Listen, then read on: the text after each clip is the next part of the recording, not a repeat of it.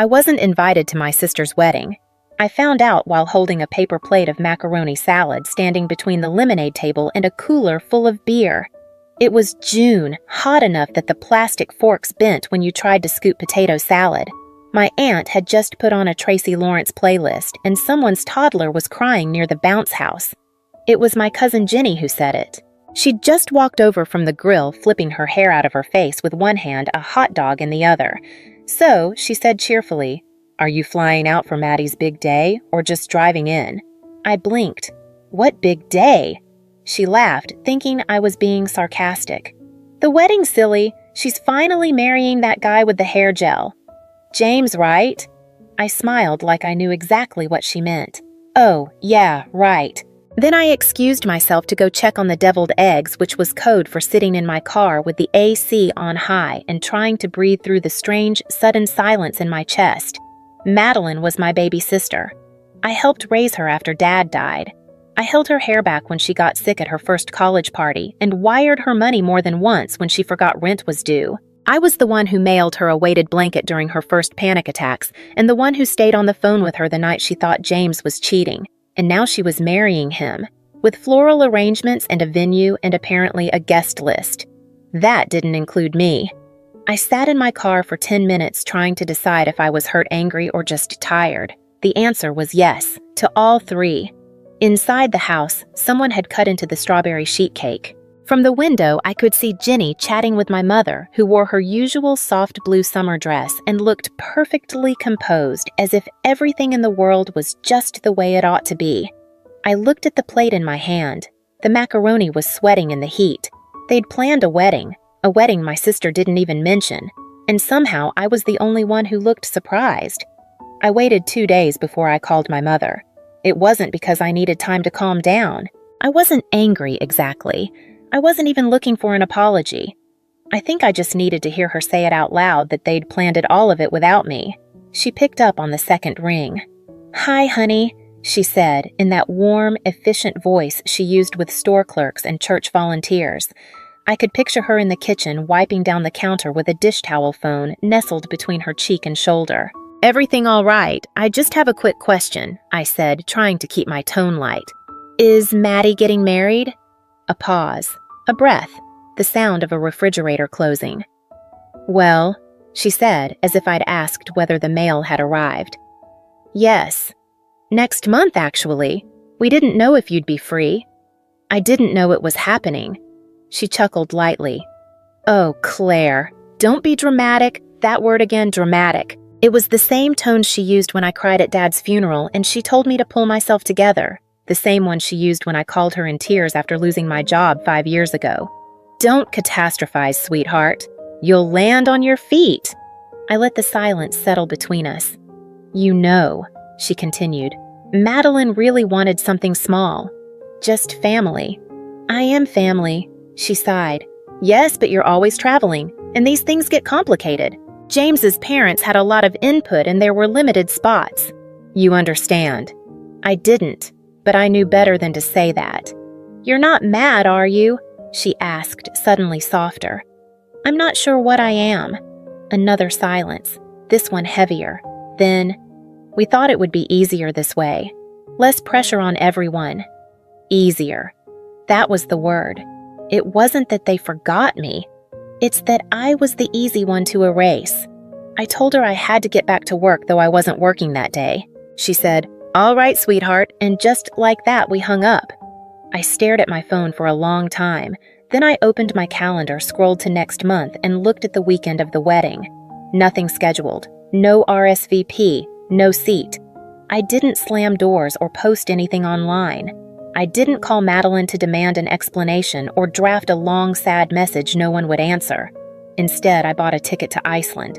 I didn't tell anyone, not my co-workers, not my neighbor who usually brought in my mail when I was gone, not even my friend Julia who had stood beside me through 2 breakups and a layoff and knew my coffee order better than the barista.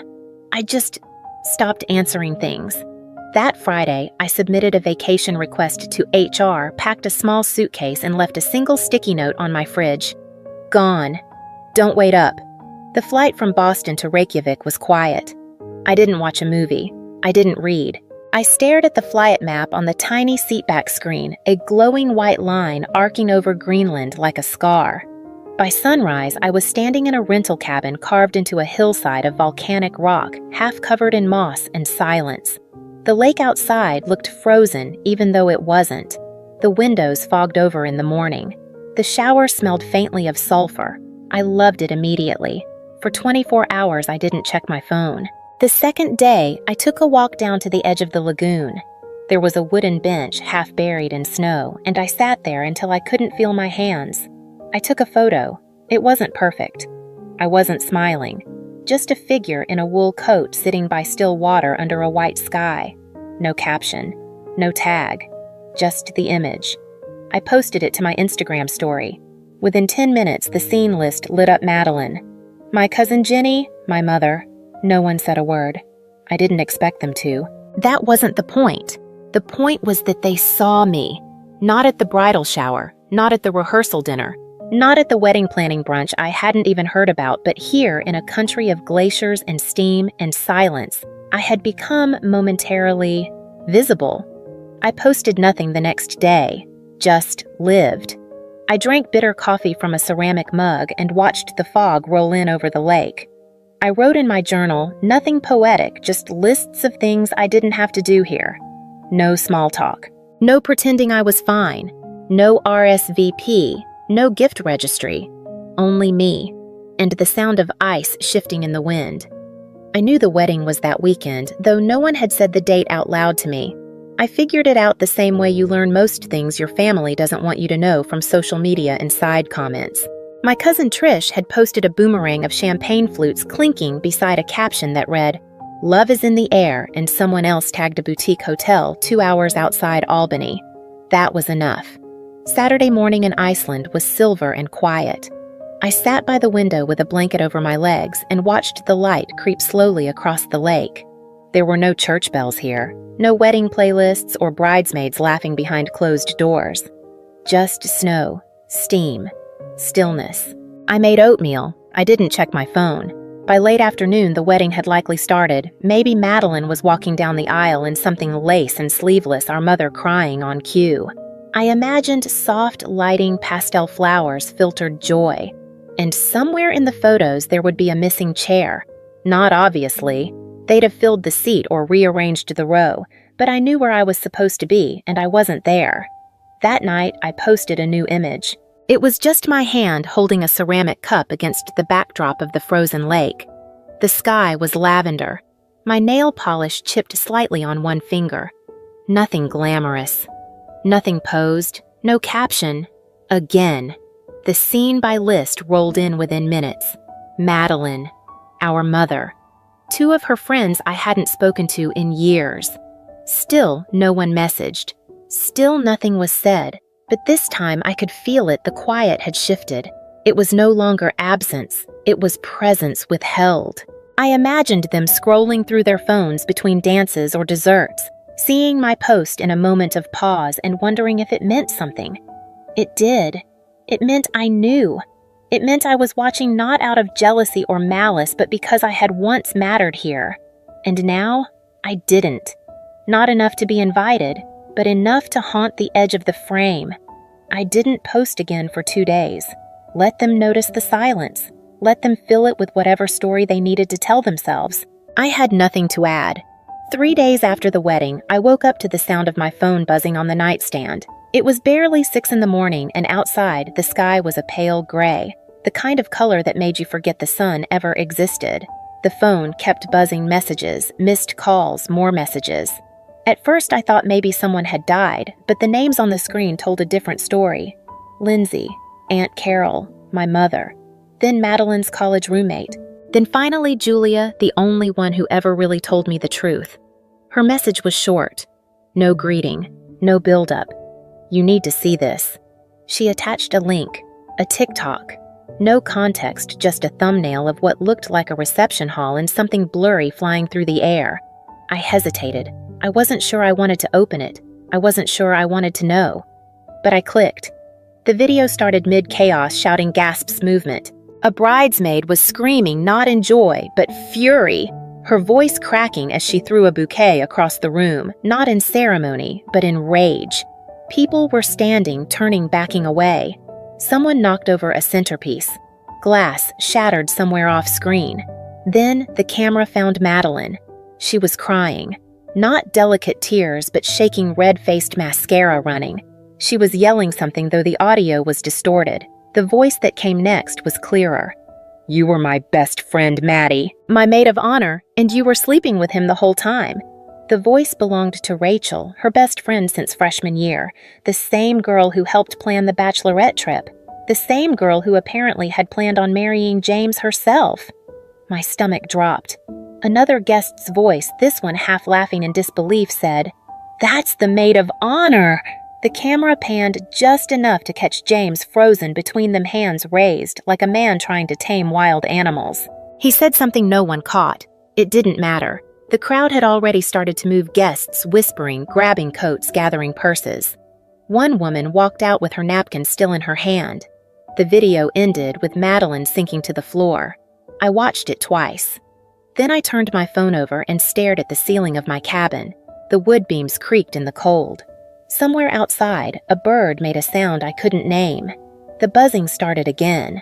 Voicemails, missed calls, new texts piling on top of the old. No one said the words, but they didn't have to. "Please call me. Your sister's a mess. We need you home. Claire, please." By noon, I had a voicemail from my mother, her voice wobbling in and out like a radio signal from another life. In it, she said Madeline wasn't eating, that the family was embarrassed, that people were talking. She didn't mention me being right. She didn't apologize. She didn't ask how I was. She just said, "We don't know what to do without you." I sat at the window, bare feet pressed to the cold floor, watching the lake ripple under wind. My phone buzzed again. This time it was from Rachel. Not a call, just a message. "I'm sorry you weren't there. You probably would have stopped me." She was wrong. I wouldn't have stopped her. I would have let the truth find its way in, just like I did. By early afternoon, my phone had stopped ringing and started pleading. The voicemails were no longer brisk or annoyed. They were softer now. My mother left 6 of them in under 3 hours, each one a little more frayed than the last. In the third, she was crying or trying to. Her voice cracked in places it never used to. "Claire," she whispered, "your sister is devastated. I don't think she's left her room since Saturday. We don't know what to say to her. We need you home. You've always been the strong one, the one who holds everyone together." That line again, the strong one, the one who knew how to carry things, who never asked to be carried. I didn't respond. Instead, I boiled water for tea and stepped outside, letting the steam warm my face while the wind cut through my sleeves. The sky above me was endless, low-hung quiet. I took a photo of the horizon, faint pink light resting on the edge of a glacier, and posted it without a word. 5 minutes later, my phone buzzed. "She's not well. She keeps asking for you. Claire, please." Just 5 minutes. That one was from my father's sister, a woman who once told me after Dad died that older daughters are like extra mothers. I was 15. I watched the snow drift across the porch step and said nothing. That evening, a message came in from Madeline herself. Not a call, just a text.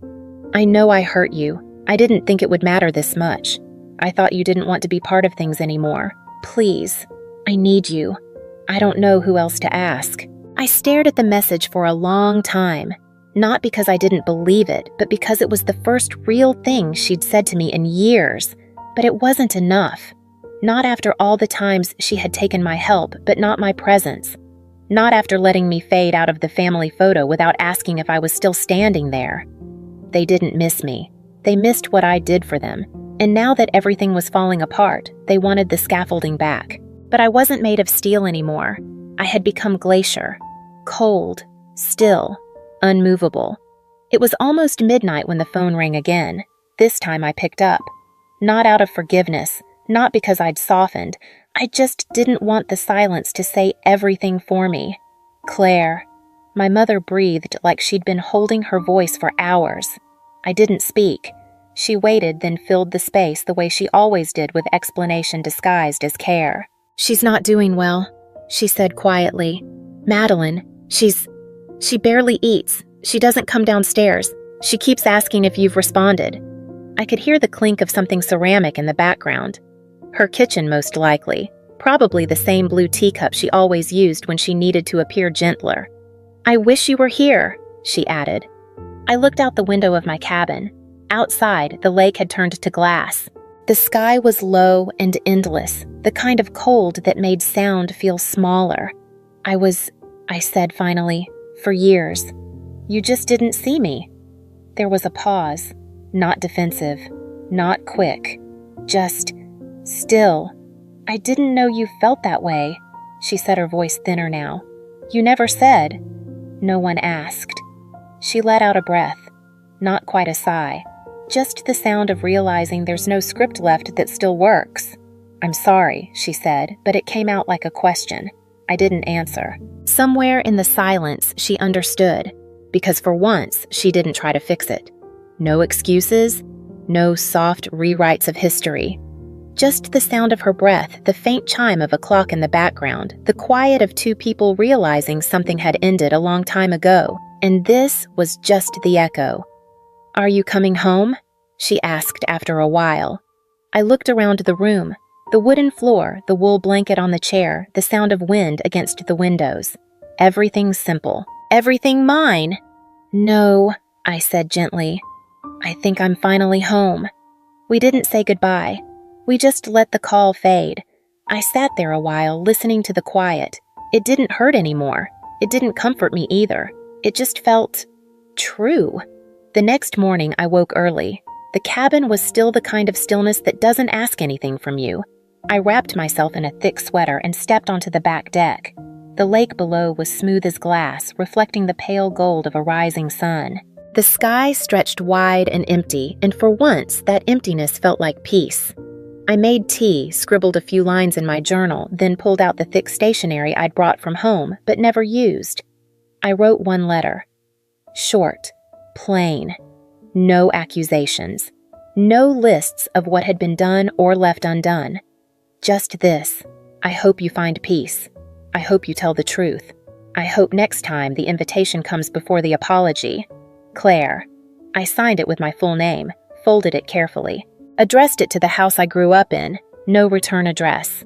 I walked into town later that day and dropped it in a red post box near a bakery that smelled like cardamom and ash. The man behind the counter nodded as I passed, recognizing me from the morning before. Cold today, he said. I smiled. Not as much as yesterday. On the way back, I stopped by the edge of the lagoon. A single bench faced the water. I sat for a while sipping coffee from a paper cup, watching the steam rise and disappear. My phone was still in my pocket, untouched. When I returned to the cabin, I posted one last photo. A chair, wooden empty, framed by snow. Beyond it, the lake. No caption, but I knew they'd see it. Not because they followed me, but because people always notice what's missing once it's too quiet for too long. That night, I didn't check messages, didn't scroll, didn't wonder what they were saying back home. Instead, I made soup, lit a candle, pulled a blanket across my lap, and read the same page of a book 3 times, not because I was distracted, but because I wasn't in a hurry to leave the quiet. There was no victory in this, just clarity, no closure, just space. And for the first time in years, I didn't feel erased. I just felt still.